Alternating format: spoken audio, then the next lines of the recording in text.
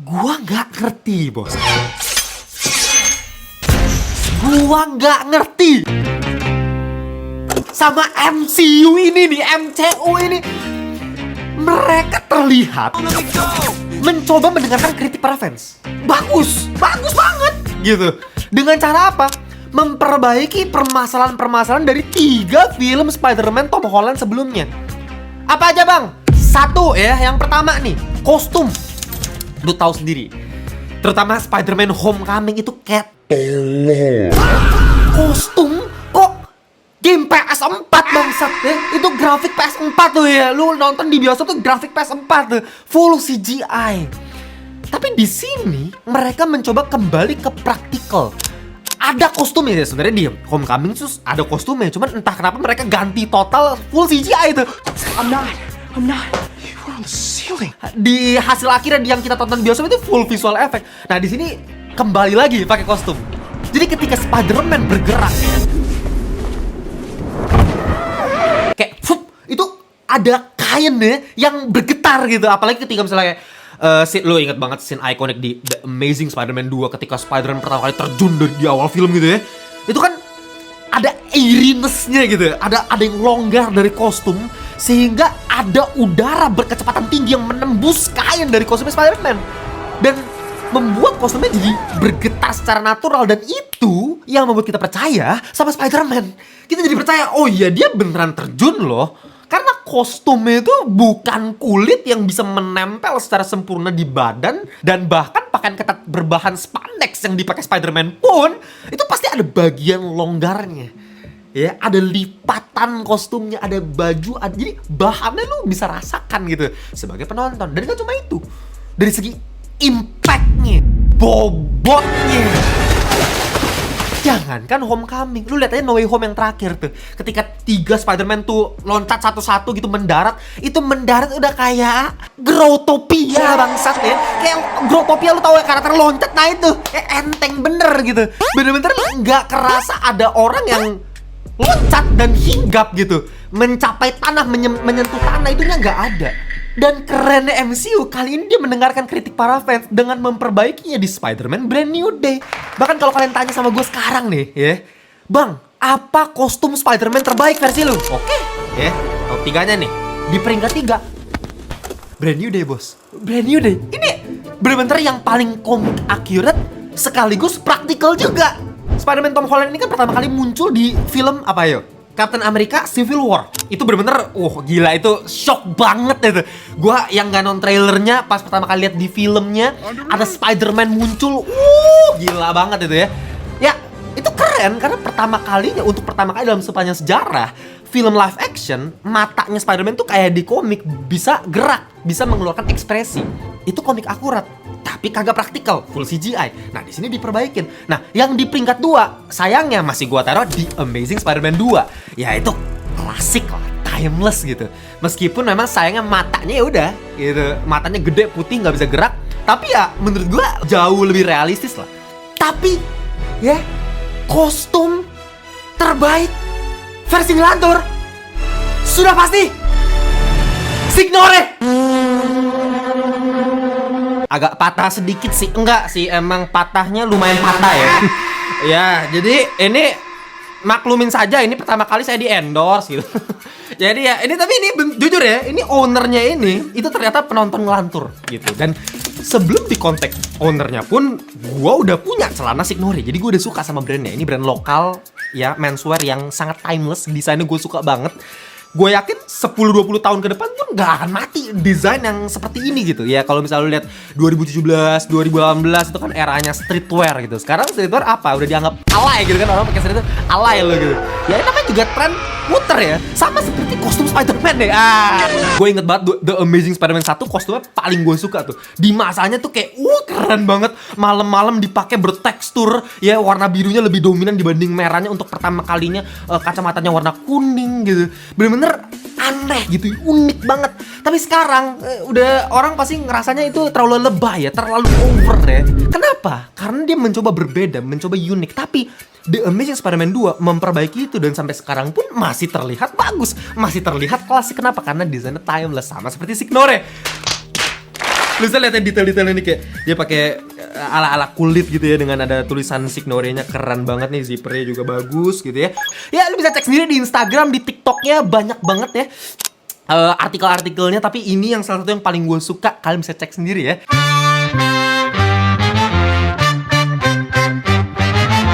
Oke, balik lagi ke filmnya ya. Ya, kostumnya udah diperbaikin, swingnya pun diperbaikin ya. Lu bayangin masa The Amazing Spider-Man 1 yang tahun 2012 itu berapa? 14 tahun yang lalu anjing. Masa jauh lebih bagus dibandingkan Spider-Man Homecoming, Far From Home, No Way Home yang hitungannya udah modern gitu, dengan teknologi yang lebih canggih, harus kan lebih bagus. Tapi kenyataannya, ironisnya adalah makin lama makin kerasa palsu, makin kerasa fake. Itu kenapa? Karena full visual effect. Dulu The Amazing Spider-Man itu pakai spider swinging truck kalau kalian tahu ya. Dan di sini diimplementasikan lagi, dibawa lagi tuh spider swinging truck. Jadi ada stunt yang benar-benar berayun-ayun gitu, secara nyata, di shoot secara langsung. Baru nanti visual effect ngerapihin aja. Sehingga apa? Sehingga lagi-lagi hukum fisikanya ada gitu ya. Dengan truk yang melaju itu kan ngasih momentum gitu. Dan itulah kehebatannya sih kakek yang satu ini nih, Stanley gitu ya. Dia pernah bilang kan, Superman itu nggak make sense. Kenapa? Tidak ada mekanismenya. Dia terbang cuman terbang, nggak ada mekanisme. Itu apa itu? Bullshit gitu dia bilang si Stanley kan. Whenever Superman flies, he gets in a pose like this, and he's off. How? There's no engine, there's no jet, there's nothing. Kalau Spider-Man jelas ada hukum fisikanya. Ada energi kinetik maksimum gitu. Ketika berayun dan mencapai titik kecepatan maksimumnya, itu kan kerennya Spider-Man. Dan ketika sampai di atas, energi potensial maksimumnya. Ketika kecepatan menjadi 0 gitu, ketika Spider-Man di posisi atas, itu fisika gitu. Dan Superman nggak pakai itu. Superman kan ya udah melayang anjing, ya kan? Itu semua tidak akan bisa ditiru oleh komputer secara 1:1, secara realistis seperti di dunia nyata nggak mungkin. Karena ada perubahan ototnya, mau nggak mau kan, ketika tarikan gitu, tarik apa jaring, itu kan ototnya berubah gitu. Dan otot berubah, mata kita nggak bisa dibohongin gitu. Kalau misalnya ototnya sama-sama aja, ini game ya kan? Belum masalah lighting dan color gradingnya yang sebelumnya, lu kalau ingat lagi-lagi Homecoming, buset itu flat banget, gak ada grainnya, gak ada teksturnya, udah kayak iklan TV aja. Lu nonton, bukan nonton film, nonton iklan ya. Sekarang dia lagi-lagi diperbaikin, saturasinya main, ada depth-nya, ada deep shadow-nya, jadi ada kontras. Itu baru sinematik, itu baru film. Atau sebelumnya Spider-Man sebagai street level hero-nya hilang gitu, karena ya dia cuman part of the Avengers yang akan melawan Thanos, yang lawannya musuh-musuhnya Tony Stark semua gitu. Itu bukan Spider-Man yang gue kenal. Sekarang lagi-lagi diperbaikin, musuh-musuhnya dikasih lihat dari awal ya. Interaksi dengan warga New York lebih hidup, kerjasama dengan polisi New York. Itu kan hal yang tidak kita lihat di 3 film Spider-Man Tom Holland sebelumnya.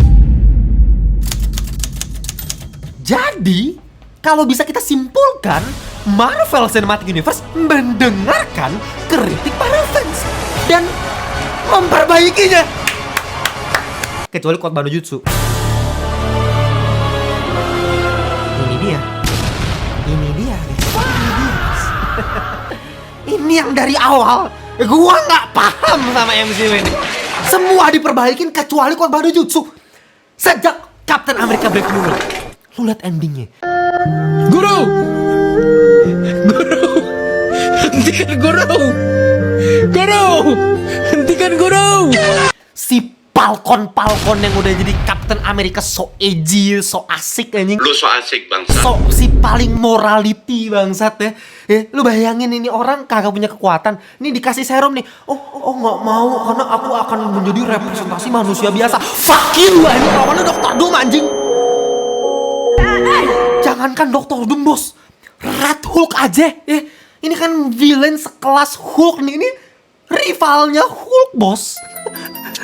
Lu sok-sokan kagak pakai serum anjing. Akibatnya apa? Lu nggak bisa kalahin kan? Akibatnya apa? Ceramah no jutsu, khotbah no jutsu dikeluarkan tuh untuk menyelesaikan plotnya. Thunderbolts. Ini lagi, ya. Ini lagi bos. Udah berlima. Nahan bongkahan beton aja udah kayak mau tipes bangsat. Nahan beton aja udah mau tipes itu. Berlima lu bayangin lu. Lawannya Superman anjing. Superman, bos. Cara ngalahinnya gimana? The power of friendship moment. Itu lagi-lagi khotbah no jutsu, sama aja kan? Sekarang Spider-Man dikasih lawan Jean Grey. Bang, emang Jean Grey sekuat apa sih, Bang? Ini villain apaan sih? Ini kayak gimana sih kekuatannya? By the way, dia pernah makan matahari. Jadi cara menyelesaikannya ya, kita semua udah tahu kata kuncinya. Yuk, 1, 2, 3. Khotbah no jutsu. Yang gua heran tuh, padahal karakter Spider-Man adalah karakter yang paling banyak punya villain yang ikonik.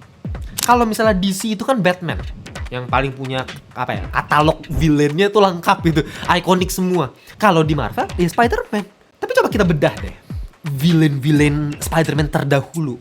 Kenapa Green Goblin adalah villain terbaik sepanjang masa untuk karakter Spider-Man?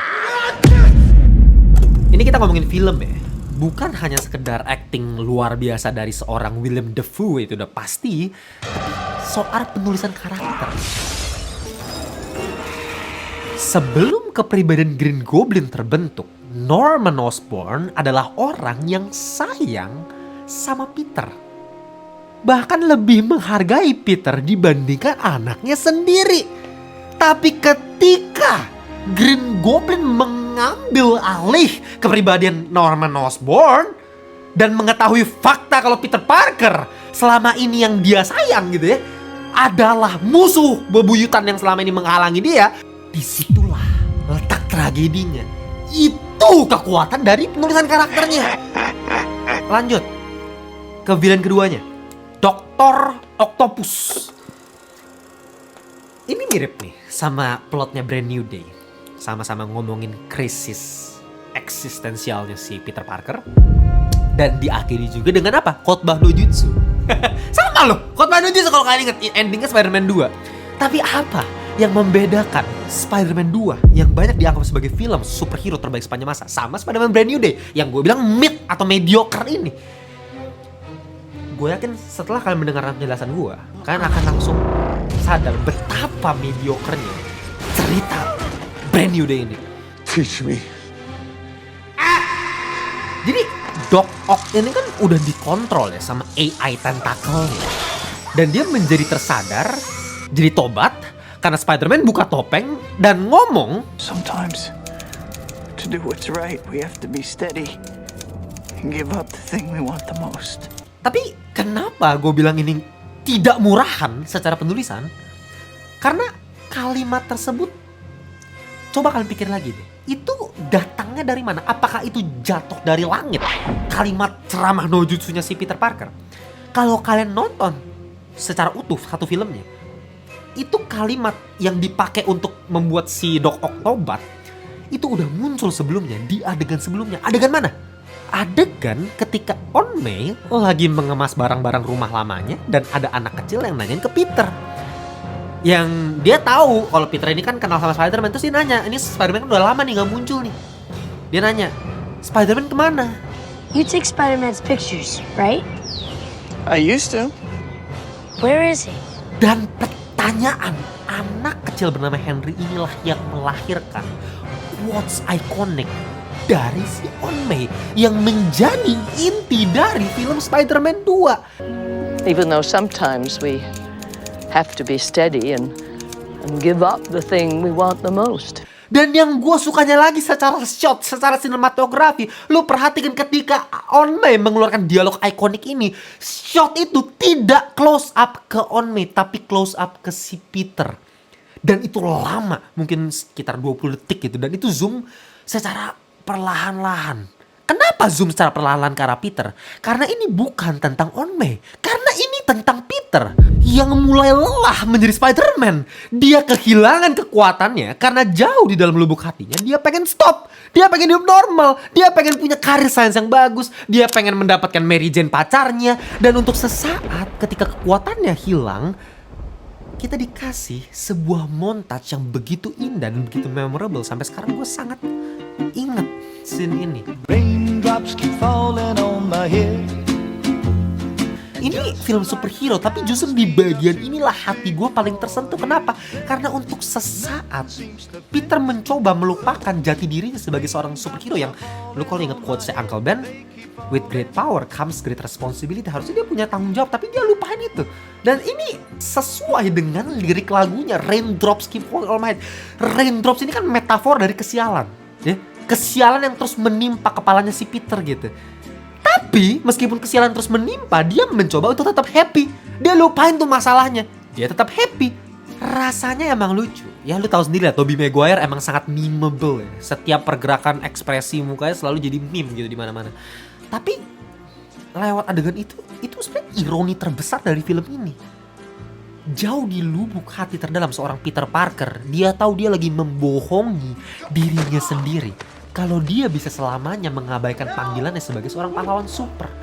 Dan dengan close up tadi, ketika On-May lagi menceramahi si Peter, di titik itulah kita tahu, itu titik perubahan seorang Peter Parker untuk bisa menguatkan dirinya lagi, untuk bisa mengenakan topengnya kembali.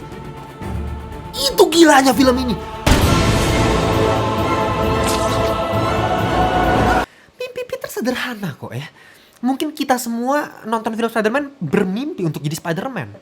Tapi Peter tidak bermimpi untuk menjadi Spider-Man. Dia bermimpi untuk hidup normal. Dia pengen hidup biasa aja sama pacarnya. Ya, hidup bisa dapat nilai yang bagus, jalanin karirnya dengan baik.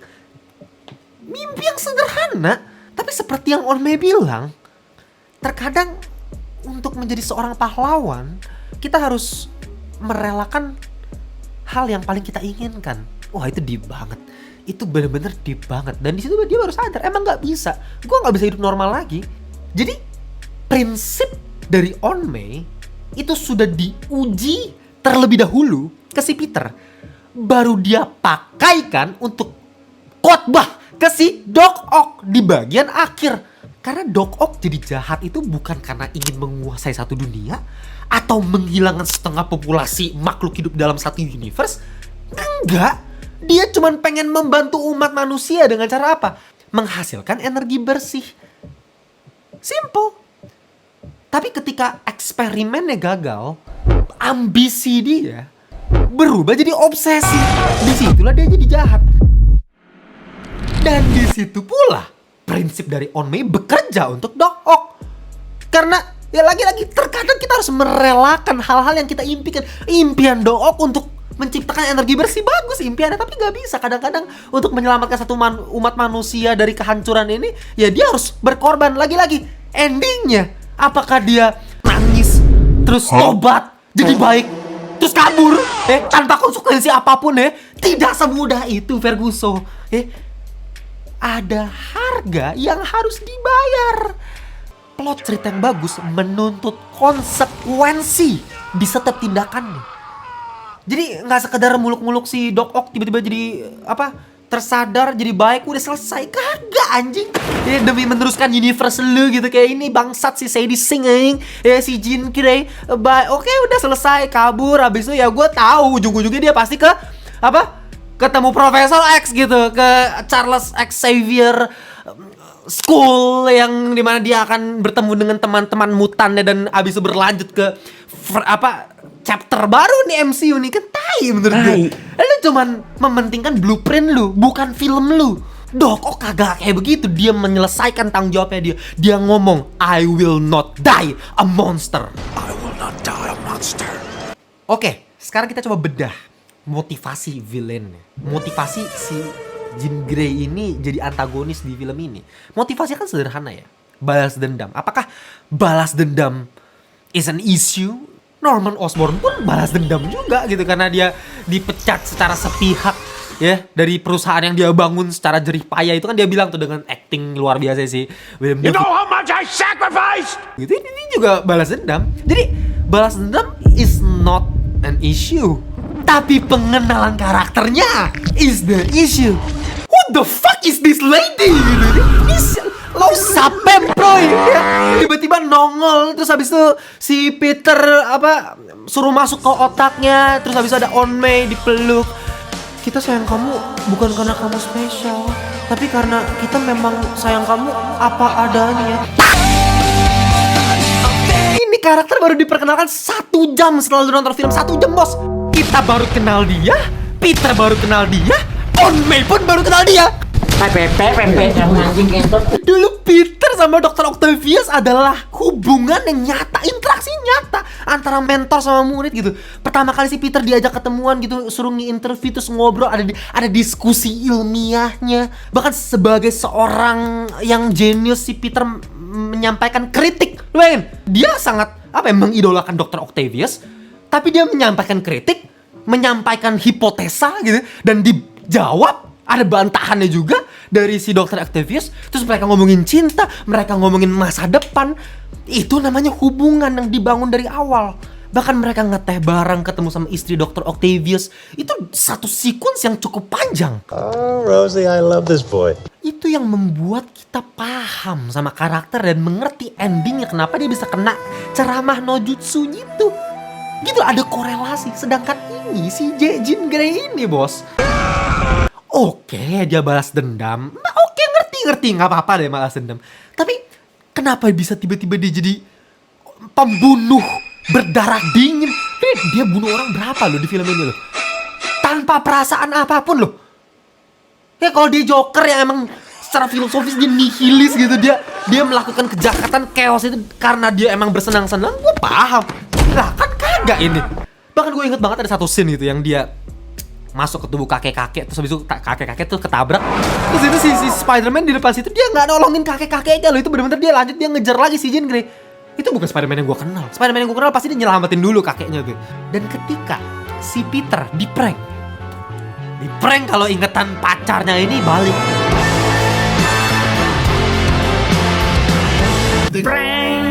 Actingnya luar biasa buat gue, ya. Jadi buat kalian yang ngata-ngatain bilang gue pembenci Tom Holland, itu cat. Gitu, lu dapat pemikiran dari mana gara-gara di Odyssey kemarin? Emang secara objektif actingnya jelek di situ. Tapi di sini bagus. Ketika dia benar-benar di prank itu, gue masuk ke karakter si Peter. Gue bisa ngerasain seberapa sakitnya digituin gitu. Ya, dan si MJ-nya, si Zendaya-nya juga keren banget itu acting. Seketika switch-nya spot on banget, bagus itu. Actingnya keren. Tapi coba kita balik lagi ke Jean. Gue yakin kalian semua akan sepakat sama gue, bahkan Peter sendiri pun sepakat sama gue. Sepakat. Kalau tindakannya si Jean dengan ngeprank dia itu adalah tindakan iblis, ya. Tindakan yang begitu kejam, begitu keji, begitu tidak berperasaan. Ini tindakan yang tidak bisa dimaafkan. Peter yang bilang sendiri kan. Sekarang pertanyaannya adalah, apakah seseorang yang kehilangan kakaknya, dia nyari-nyari kakaknya, rela melakukan tindakan seperti ini, tindakan iblis seperti ini? Gue yakin Joker sekalipun tidak akan melakukan tindakan seperti ini. Ini bangsat ini tindakan. Kan gak make sense. Itu membuat kita tidak paham. Ini gagal apa? Ini karakter apa sih demi menciptakan ya scene ya lagi-lagi bagus. Itu best performance Tom Holland di sepanjang karirnya dia sebagai Peter Parker. Gue setuju. Tapi itu gak make sense secara plot. Dan satu lagi, ya, yang paling gue sayangkan dari film ini, karakter Peter Parker ini. Gue ngerasa karakter Peter Parker di film ini tidak hidup ya, di dunianya tuh tidak hidup.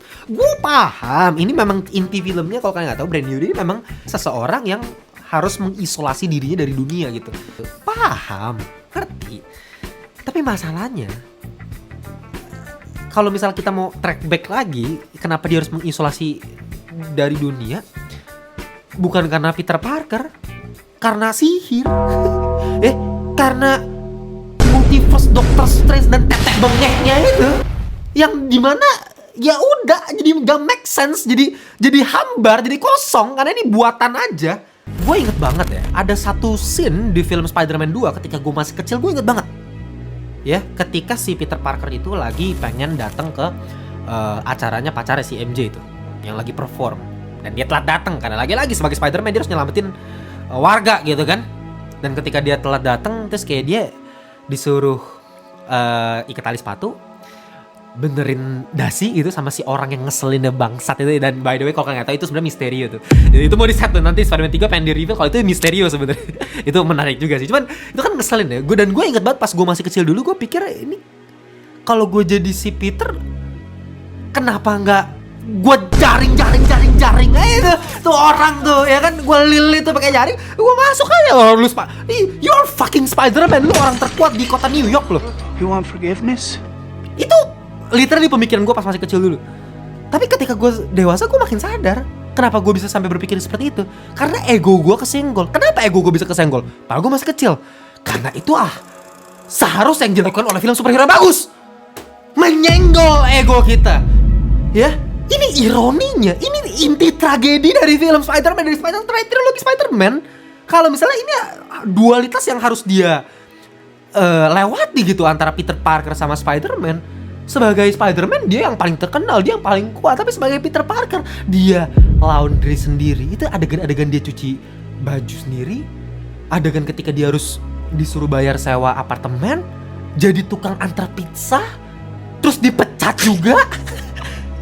Itu apa? Itu gesekan dengan sosial, realita yang tidak kita temui di Spider-Man Brand New Day. Makanya ketika sequence kereta api yang begitu ikonik dan luar biasa secara action itu, jangan lupa di akhir sequence yang luar biasa panjang, melelahkan dan menegangkan itu ada adegan yang begitu emosional ketika si Peter yang udah kehilangan penuh tenaga. Lu bayangin seorang Spider-Man itu energinya habis, staminanya habis, anjing, baterainya pingsan dia. Diangkat dengan shot over the head seperti itu. Tanpa topeng, dia udah kehilangan topengnya. Terus habis ada anak kecil yang ngasih topengnya. Kita gak akan kasih tahu kok ke siapa-siapa. Damn bro. Terus habis itu si Doc Ock tiba-tiba muncul. Terus warganya lo inget, You want to get to him, you got to go through me. And me. Me too. disitulah kita sebagai penonton dibuat merasakan sebagai salah satu warga yang diselamatin sama Spider-Man juga. Kita pengen berbuat hal yang sama. Seseorang yang mengeluarkan sepenuh tenaganya untuk warga, gitu. Itu interaksi antara Spider-Man dengan warga itu yang gak kita temuin di Brand New Day. Makanya dia terisolasi iya, tapi terputus begitu aja dengan dunianya. Udah.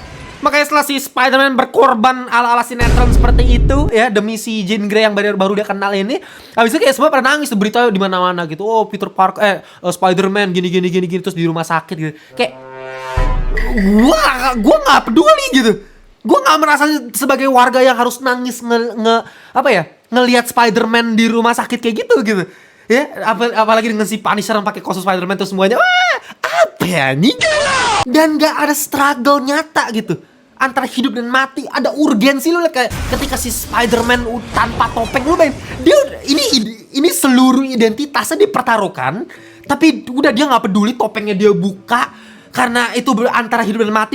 Itu berapa puluh orang akan mati di saat itu karena keretanya akan jatuh. Terus dia berusaha cepret dengan shot-shotnya itu, dengan musiknya itu gila banget itu gila banget. Ada urgensinya. Kita pengen dia selamat. Kita pengen dia nyelamatin. Di Brand New Day mau ada Hulk Prime kayak ya, mau ada apa kayak karakter-karakter. Gue nggak sepeduli itu. Gue cuman seru iya, asik iya. Ya makanya orang gue nontonnya seru-seru aja. Seru. Gue seru kok. Menyenangkan kok. Kalau kalian nanya sama gue, apakah ini film akan lu rekomendasikan? Gue sangat rekomendasikan gitu. Nonton aja. Tapi gue nggak ikut tegang, tense. Pengen diselamatin, pengen Spider-Man menang. Rasa takut akan kalahnya nggak ada sama sekali gue. Mau ada Hulk kayak begitu juga nggak peduli gue. Lu inget Spider-Man 1? Itu musuh Green Goblin yang kekuatannya cuma sekedar superhuman strength, bukan Jean Grey yang merupakan salah satu karakter paling kuat di entire Marvel Universe art. Ya itulah pokoknya lah. Ya, ini cuman Green Goblin nih, makhluk yang superhuman strength aja. Tapi lu lihat fighting sequence di akhir film itu. Sampai kostum robek, dipukul jebret, slow mo, ludahnya, darahnya, brutal, babak belur, impact fightingnya, dia ngeluarin jebret. Ini apa? Lihat sepanjang film ya, mau dia berdarah, kostumnya aja kagak ada robek-robeknya, ngepet banget gue bilang nonton ini. Apa sih?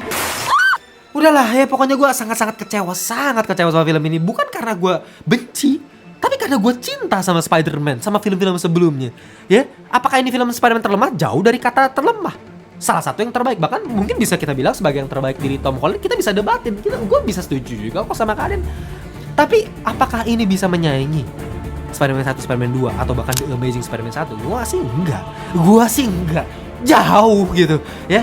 Makanya final score dari gua adalah 7,5/10 alias mediocre. Ya, B aja. Just for fun.